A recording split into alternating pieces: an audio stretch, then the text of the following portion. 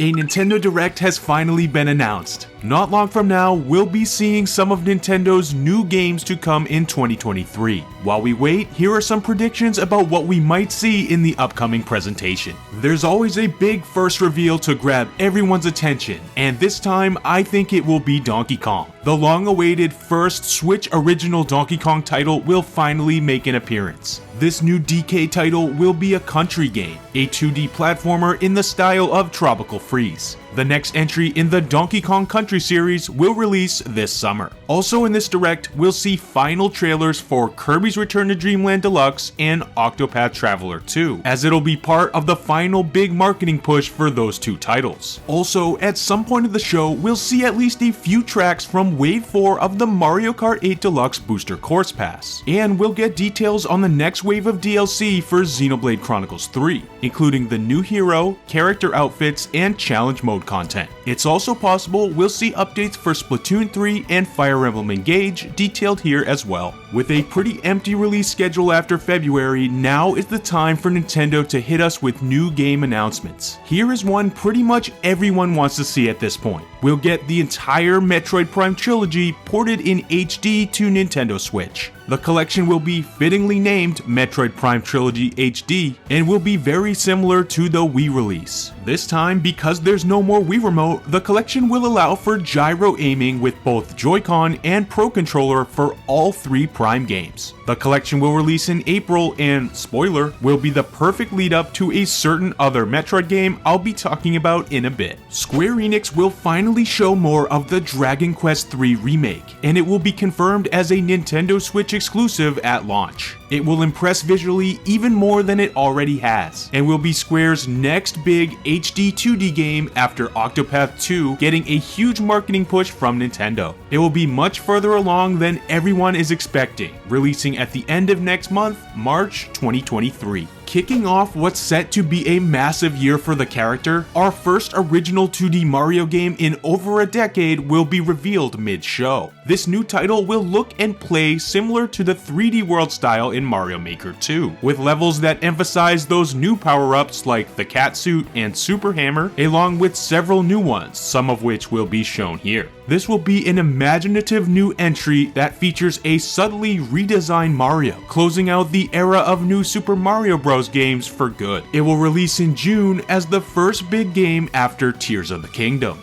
Right after the Mario reveal, Nintendo will hit us with the 1-2 punch, as dark, ominous music will play as we stare off into space. This will bring us into the first gameplay reveal of Metroid Prime 4. Retro Studios' game will be the most impressive looking game on the Switch hardware to date, and while we'll only get a short look at gameplay, we'll get a release window of holiday 2023, setting off constant discussion throughout the year of whether or not it will get delayed into 2024. Nintendo has two fourth games coming from series that were primarily on GameCube. Because of that, I think it's prime time to announce Nintendo GameCube games coming for Nintendo Switch Online members. It will feature a very small game lineup at first, but there will be promises of many fan-favorite GameCube games to come further down the line. In order to make these titles readily available for fans who want to catch up with the series, Pikmin 1 and 2 and Metroid Prime 1 and 2 will all be available at the launch of the service in March, even with the Prime Trilogy HD on the way.